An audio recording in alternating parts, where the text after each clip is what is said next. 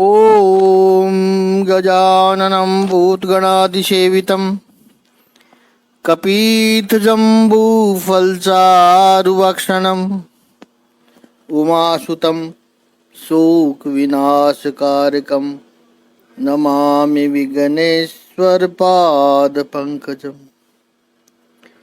कृष्णाय वासुदेवाय हरिये परमात्मने प्रणतः क्लेशनाशाय गोविंदाय नमो नमः। ओम श्री महापुरुष देवाय नमः। ओम श्री गुरुदेवाय नमः। ओम आनंद स्वरूप भगवान की जय।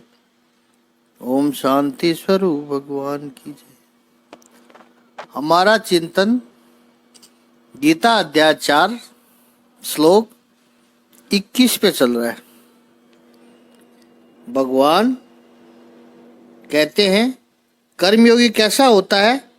निराशी ही। वो कोई आशा करता ही नहीं है, वो निराशी ही है।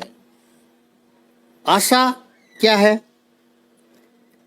आशा स्वकेंद्रित है। आशा में अपना स्वार्थ निहित होता है। प्रत्येक व्यक्ति की अपनी इच्छा पूर्ण हो, हमारी इच्छा पूर्ण हो, हमें जो लाभ हो, उस हिसाब से आशा होती है।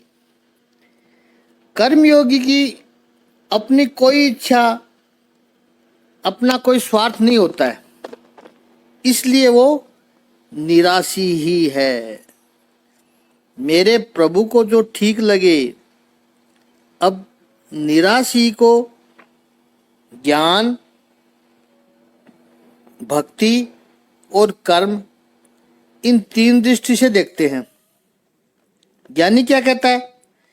ज्ञानी कहता है कि ये आशा रूपी वृक्ष है, वो नारियल के वृक्ष जैसा होता है। उसकी जड़ें जमीन में है, यानी अतीत में है। फल आकाश में लगा हुआ है, यानी भविष्य में है, जहां पर मैं पहुंच नहीं पाता हूं। और वो नारियल जब पककर तैयार होगा, गिरना होगा, तब गिरेगा। उसकी तरफ देखते रहने से कोई फायदा नहीं है। एक तो सूर्य की किरणों से सर भी तप जाएगा, आंखों में भी जलन शुरू हो जाएगी, गर्दन भी दर्द करने लगेगी ऊपर देखते हुए। फायदा कुछ नहीं होगा। जितना मैंने देखा उतना जल्दी गिरने वाला नहीं है वो। तो जब गिरना है उसी समय गिरेगा। तो ज्ञानी कहता है जीवन में फल प्राप्ति या घटना का कर्म जब निश्चित है अस्तित्व में, तब होगा। तो क्यों मैं अतीत और भविष्य के बीच तनाव पैदा करूं और अपने को अशांत करूं? इसलिए वो निराशी ही है, क्योंकि उसमें वर्तमान बिगड़ता है। भक्त कहता है कि प्रभु, अभी तक का जो जीवन का अनुभव है, उससे पता चला है कि मैंने जो अपनी आशा रखी थी सुख की, वहां से तो केवल दुख आया है। और उससे भी आगे भक्त सोचता है, आगे चलकर कहूं तो प्रभु, जिस वस्तु की जब भी आवश्यकता पड़ी तब आपने पहुंचा दी, तो मैं क्यों आशा रखूं? मैं आशा रखता हूं, इसका अर्थ यह हुआ कि प्रभु की मुझे तेरी योजना पर श्रद्धा नहीं है, भरोसा नहीं है। जैसे समझदार बालक तो वो है जिसको पता है कि स्कूल से मैं जब घर जाऊंगा, अभी भूख लगी हुई है, लेकिन जैसे ही घर पहुंचूंगा माता ने भोजन तैयार कर रखा होगा। वो स्कूल में से मम्मी को 2-3 बार फोन करके ये नहीं बोलेगा, मम्मी मैं आ रहा हूँ, भोजन तैयार रखना, मैं आऊँगा। इसका अर्थ है कि माँ पर भरोसा नहीं है। मुझे जब जिस वस्तु की आवश्यकता है, मेरे भगवान को मेरी सबसे अधिक चिंता है, वो तैयार रखता है। तो भक्त की भूमिका से भक्त कहेगा निराशी ही, मैं क्यों आशा करूं। और कर्मयोगी कहता है कि मैंने जो कर्म किए हैं उसका जो भी परिणाम निश्चित समय पर आना है वो आएगा, उसमें कोई फर्क नहीं हो सकता है, तो मैं आशा क्यों रखूं। सृष्टि का सिस्टम है वो परफेक्ट सिस्टम है। किसान को भरोसा है, बीज बोया है, पानी दिया है, खाद दिया है, फर्टिलाइजर दिया है, तो उसको थोड़ा हफ्ते भर तक रहने दो, बंद रखो, फिर 2 महीने 4 महीने में पौधा होगा, उसमें फसल आएगी।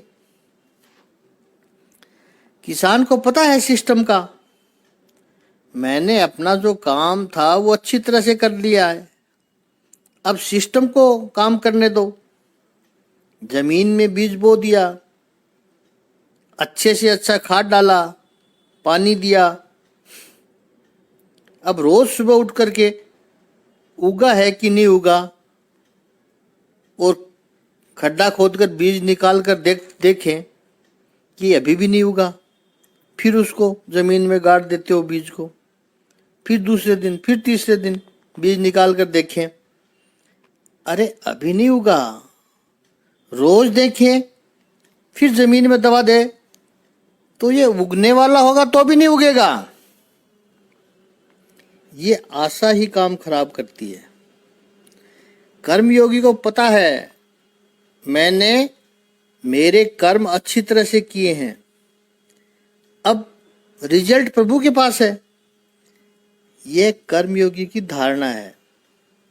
तीनों दृष्टि से देखो, ज्ञान से देखो, भक्ति से देखो, कर्म की दृष्टि से देखो, तो आशा क्यों रखें। हमारी आशा रखने से परिणाम बदलता नहीं है। तो ज्ञानी जो है, जो कर्मयोगी है, उसको ये पता चल गया है, निराशी ही, वो आशा नहीं रखता है। यत चित आत्मा, चित्त को, अंतःकरण को जिसने अपने स्वयं के वश में कर लिया है, देह, इंद्रियां, मन सभी उसके कंट्रोल में है। एक्चुअली यत चित आत्मा न हो तब तक ज्ञान संभव ही नहीं है, ज्ञान नहीं आएगा तब तक। ये तो ज्ञान की पूर्व भूमिका है, निराशित। एक बात याद रखना है कि आशा के बिना जीवन संभव नहीं है, लेकिन प्रयत्न पूर्वक जीवन का अभ्यास करना है तो आशा हमारी दासी बननी चाहिए, हम आशा के दास न बने। संस्कृत में एक सुभाषित का श्लोक है, जो आशा के दास बन गए वो सभी लोगों के दास बन गए, सभी के गुलाम बन गए, क्योंकि उसकी सोच यही हो जाती है कि इसके पास से मेरी आशा पूरी होगी या उसके पास से मेरी आशा पूरी होगी। लेकिन जिसने आशा को अपनी दासी बनाया, उसने सभी को अपना दास बना दिया। यत चित आत्मा, यत चित आत्मा का क्या अर्थ है? टोटल कंट्रोल, इंद्रियों का, मन का, शरीर का, सब।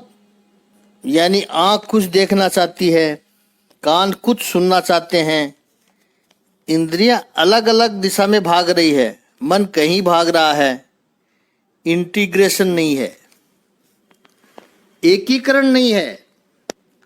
यदि जीवन में सफलता चाहिए, शांति चाहिए, प्रसन्नता चाहिए, किसी भी क्षेत्र में आप बिजनेस कर रहे हो, वहाँ यदि सफलता चाहिए, विद्यार्थी है, कोई उसको विद्या में सफलता चाहिए, राजनीतिज्ञ है, उसको वहाँ सफलता चाहिए, और कोई धर्म के मार्ग में है, वहाँ उसको सफलता चाहिए, तो याद रखना है कि सफलता केवल उन्हीं लोगों के पास आती है जिन्होंने यत चित आत्मा उस अवस्था में पहुंचे हैं। जब वो अपने काम के पीछे लग जाता है तो फिर वो इंद्रियों के गुलाम नहीं बनते हैं, मन के गुलाम नहीं होते हैं। उन्हें अपना काम सिद्ध करना है, पहले वो करेंगे। मन क्या कहता है वो उसकी सुनते ही नहीं है। नहीं, अभी कुछ भी नहीं कर सुनना है। वो काम में इतने इन्वॉल्व हो जाते हैं, पूरा का पूरा ध्यान मन काम में ही फोकस कर देते हैं। जैसे पश्चिम का संगीत चाहे हमें समझ में न आता हो, लेकिन उनकी एक खासियत है कि वो संगीत में इन्वॉल्व हो जाते हैं पूर्ण रूप से, इसलिए वो सक्सेस होते हैं। अपने कार्य में एक रूप हो जाना, फिर उसमें से पैसा कितना मिलता है, कितनी तालियां बजती है, कोई क्या कहेगा, वो सब बातें कुछ नहीं है, कोई मायने नहीं रखेगी। किसी भी क्षेत्र में सफल होना है तो यत चित आत्मा बनना पड़ेगा। अगर गीता का ज्ञान का आनंद भी आपको लेना है तो उसमें टोटल इन्वॉल्व होना चाहिए।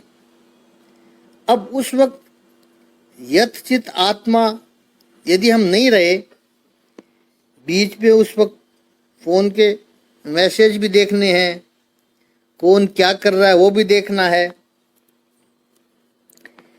ये सारी चिंताएं लेकर के यदि गीता का ज्ञान सुनेंगे तो इतना आनंद नहीं आएगा, शायद समझ में भी ना आए। तो यत चित आत्मा जहां भी हो पूरे के पूरे रहो, वो सफलता की चाबी है। बचपन में वर्ड्सवर्थ की कविता पढ़ते थे, बहुत छोटी छोटी कविताएं होती थी इंग्लिश की, वहाँ कुछ शब्द याद है उसके कि work while you work, play while you play, that's is the way to be happy and success. भक्ति मार्ग में भी भक्ति की नींव है प्रेम, और प्रेम में भी यही है कि जिसके हो उसके पूरे के पूरे रहो, अपने आप को बचा के मत रखो। इसलिए भक्ति चाहती है पूर्ण समर्पण, टोटल डेडिकेशन।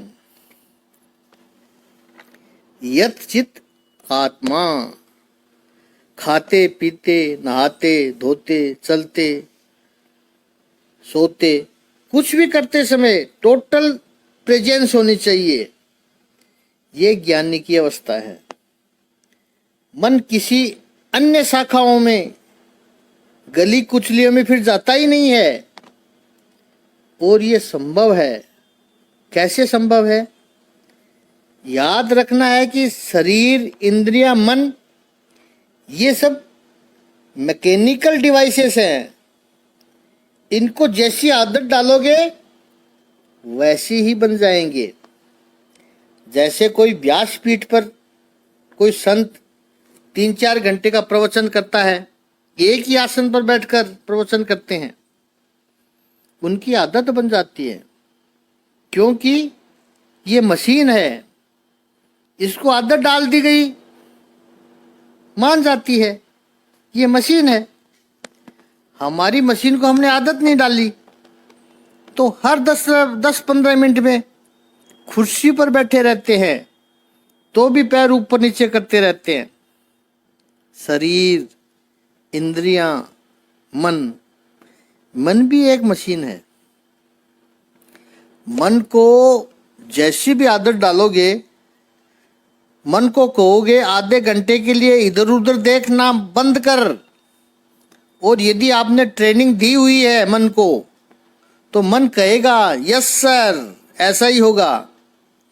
और ट्रेनिंग नहीं दी होगी तो मन मुस्कुराएगा, अरे तू अभी देखना कैसे मैं तुझे खींच कर ले जाता हूं। आधा घंटे की बात कर रहा है, दूसरे मिनट में खींच कर ले जाता हूं तेरे को। ये सब मैकेनिकल्स हैबिट्स है। सब संभव है यथचित आत्मा।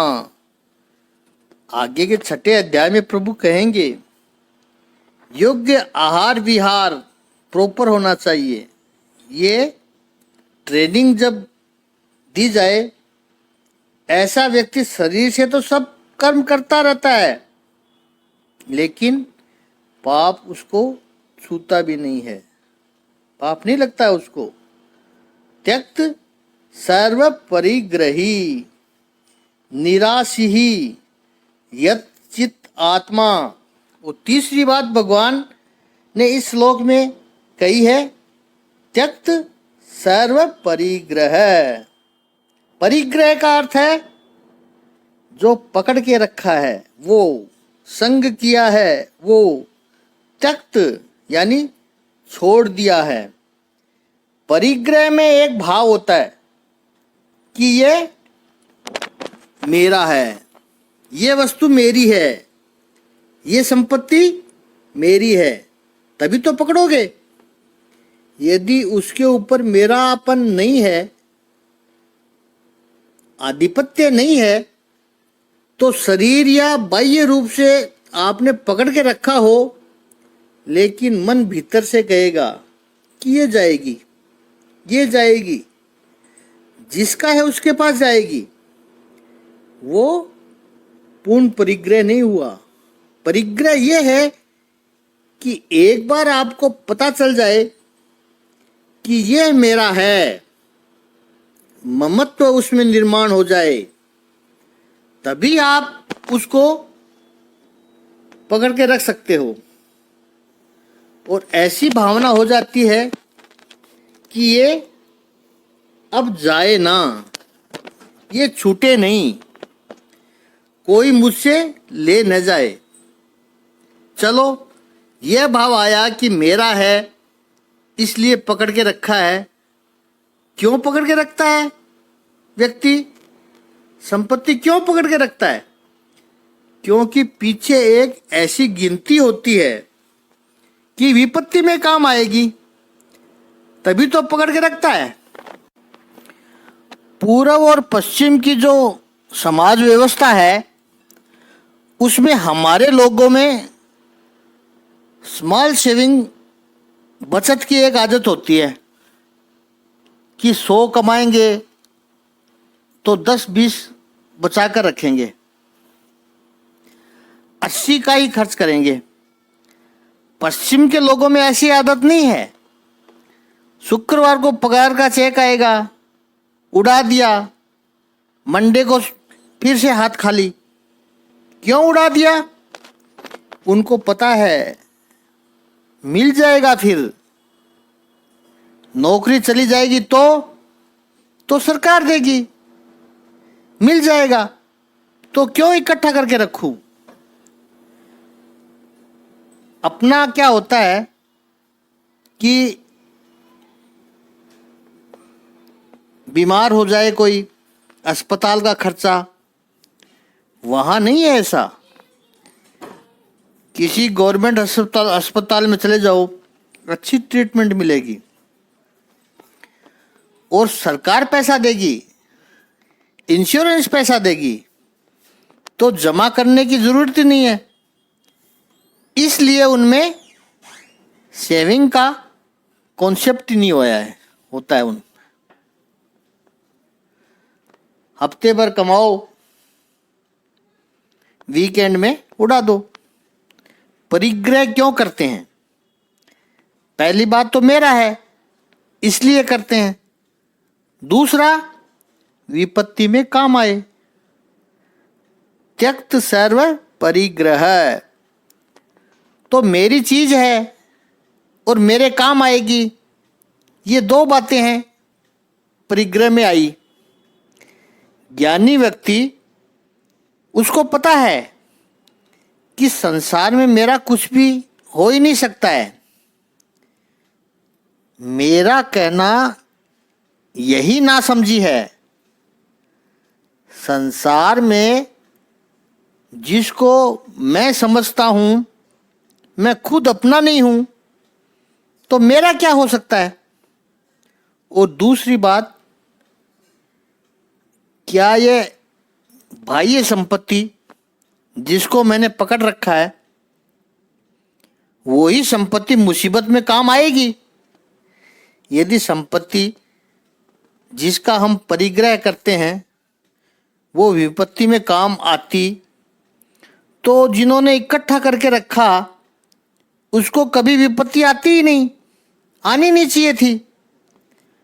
और हकीकत यह है कि जिन्होंने ज़्यादा इकट्ठा कर रखा है उनको ज़्यादा विपत्ति आई है। जिसके पास कुछ नहीं है उसको कोई समस्या ही नहीं है। ज़्यादा इकट्ठा करने वालों को ही विपत्तियां हैं। यह बात ज्ञानी समझ गया है।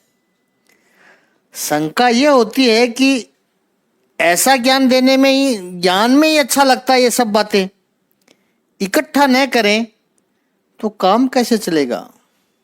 समाज में रहते हैं हम, तो जरूरत तो हर चीज की ही पड़ती है, तो फिर गुजारा कैसे होगा।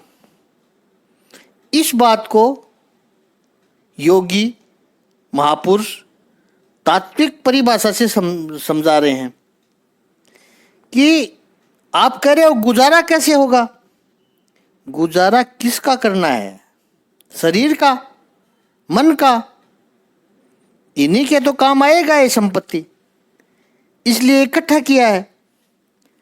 मन के इसलिए काम आएगा कि शांति बनी रहेगी, कि है हमारे पास कुछ, वो मन की चिंताएं दूर करता है। मन को शांति मिलती है कि इतना है, हर महीने या हर साल इतनी आवश्यकता पड़ती है, इतना है रखा हुआ है मेरे पास, इतनी प्रॉपर्टी है मेरे पास, पैसा है इतना, पीस ऑफ माइंड। तो गुजारा या तो शरीर का करते हैं और दूसरा मन का करते हो। ज्ञानी व्यक्ति ये समझता है कि गुजारा मैं करता हूं, इस शरीर को मैं टिकाता हूं।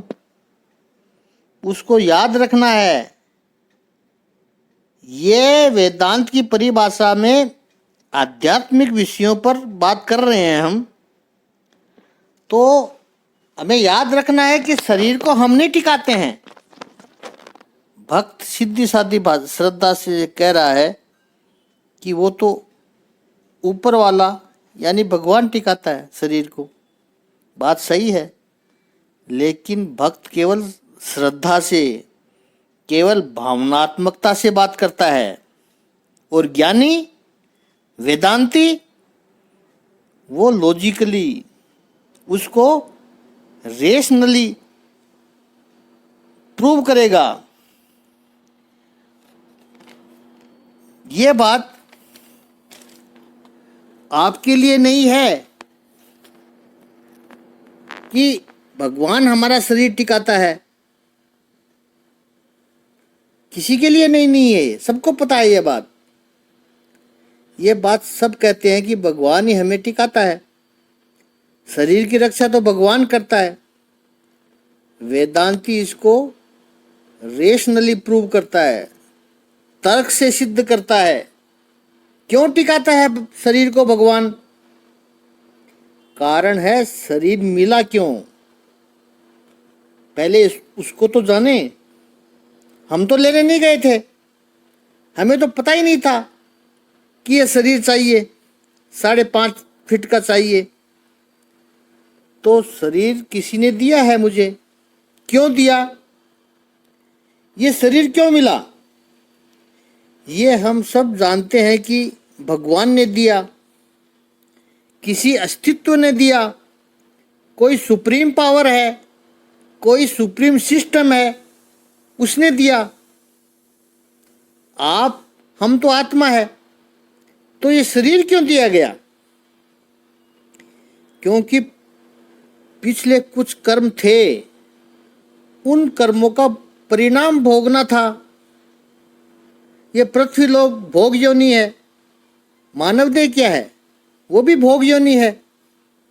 तो जो पुराने कर्म थे, उनका परिणाम भुगतना था। सुख, अच्छे कर्म हो गए तो सुख भुगतना था, बुरे कर्म किए होंगे तो दुख भुगतना था। इसलिए ये शरीर मिला है। तो यह सिस्टम ईश्वर चलाता है। इसका अर्थ यह हुआ कि जो भी आपका प्रारब्ध होगा, प्रारब्ध पुराने कर्म, पिछले जन्म के कर्म, जितने सुख दुख भुगतने हैं तब तक यह शरीर रहेगा। और इस शरीर में रहकर जितने प्रारब्ध कर्म है वो पूरे हो जाएंगे, उसके साथ ही यह शरीर भी पूरा हो जाएगा। आप लाख कोशिश करो उसको टिकाने की, एक क्षण के लिए भी नहीं टिक पाएगा। और जब तक सुख दुख भुगतने हैं वो नहीं पूरे हुए, आप लाख कोशिश करो शरीर को मिटाने की। महापुरुष गारंटी देते हैं कि आप शरीर को मिटा भी नहीं पाओगे।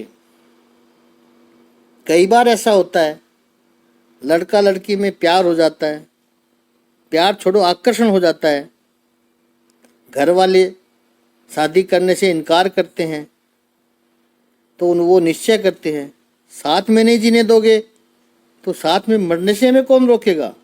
दोनों नहर में कूद जाते हैं, लड़की बच जाती है, तैर के किनारे पे आ जाती है, लड़का मर जाता है। 5-6 महीने रोती है लड़की, घर वाले शादी करा देते हैं। फिर लड़की भी उसी तरह जश्न मनाती है जैसे पहले मनाती थी। प्यार खत्म।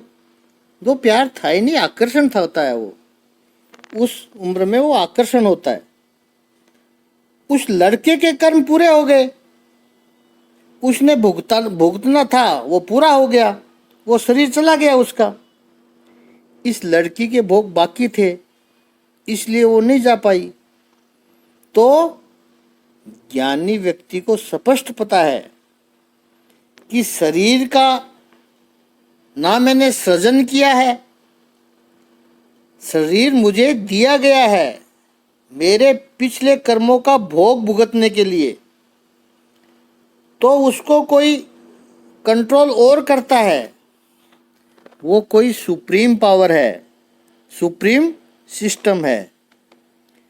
अब जब वो शरीर चलाता है, उसको जब आवश्यकता है मैं लाख इकट्ठा करूं, इसलिए देखो यदि संपत्ति से सुख मिलता तो सब संपत्तिवान सुखी होते कि नहीं? और यदि गरीबी में दुख होता तो सारे गरीब 24 घंटे रोते हुए नजर आने चाहिए थे। लेकिन ऐसा होता नहीं है। कई बार जिसने संपत्ति इकट्ठी की है वो भी दुखी होता है, और जिसके पास कुछ नहीं है वो मौज कर रहा है, नीम के नीचे खाट डालकर मस्त सो रहा है, कोई चिंता ही नहीं है उसको। कहने का आशय, ज्ञानी पूरी तरह से कन्विंस्ड है इसके बारे में, अर्थात वो शरीर का ध्यान रखेगा लेकिन पागल की तरह वो परिग्रह के पीछे नहीं पड़ता है। ये इकट्ठा कर लूं, इतना धन हो गया और धन इकट्ठा करूं, 7 पीढ़ियों का जुगाड़ करूं, उसका तनाव स्ट्रेस नहीं करता है। वो कर्तव्य सारे निभाता है, जिम्मेदारी सारी निभाता है। परमात्मा की कृपा से उसको यश भी मिला है, संपत्ति भी मिली है, सफलता भी मिलती है, समाज में सम्मान भी मिलता है, बहुत अच्छा है। लेकिन वो क्या कहता है? वो प्रभु का प्रसाद है, प्रसाद समझ के स्वीकार करता है, लेकिन स्ट्रेसफुल होकर के इनके पीछे नहीं पड़ता है। त्यक्त सर्व परिग्रह को ऐसा नहीं समझना है कि सब कुछ छोड़ करके जंगल में निकल पड़े, ऐसा नहीं है। गीता ये कभी नहीं सिखाती है कि जंगल में चले जाओ, नहीं, जहाँ हो वहीं पर ही अपने कर्म को श्रेष्ठ करो। क्या करो, ऐसा भी नहीं कहती है कि ये करो ये नहीं करो, बस ये कहती है कि इस तरह से करो, जो भी कुछ करो इस तरह से करो, वो शैली बताती है गीता। हाँ, लाखों में किसी एक, या लाखों में क्या करोड़ों में किसी एक का अगर वैराग्य भावना जाग जाती है, उनको साष्टांग दंडवत प्रणाम करते हैं बुद्ध जैसे व्यक्ति। भीतर का त्याग घर में रहकर ही होता है। सच्चा त्याग कबीर का मन से दिया उतार, यह है त्यक्त सर्व परिग्रही। यह है वो शरीरम केवलम कर्म, शरीरम केवलम कर्म। अब जो कर्म होंगे वो केवल शरीर से होते हैं, बस जागृति पूर्वक होते हैं, साक्षी भाव से होते हैं। सम्यक रूप से वो कर्म करता रहे फिर भी पाप को प्राप्त नहीं करता है, पाप उसको छूता भी नहीं है। अब 22वें श्लोक में प्रभु ने बहुत सुंदर बात की है, तो 22वें श्लोक को पर जाएं। चौथे अध्याय का 22वां श्लोक का शाब्दिक अर्थ है, जो स्वतः होने वाले लाभ से संतुष्ट रहता है, जो द्वंद्व से मुक्त है और ईर्ष्या नहीं करता है, जो सफलता तथा असफलता दोनों में स्थिर रहता है, वह कर्म करता हुआ भी कभी कर्म में बंधता नहीं है। भगवान ने यहाँ ये ज्ञान पूर्वक कर्म का संन्यास करना, इसकी जो बात बताई है, लेकिन इस पे चिंतन कल करेंगे।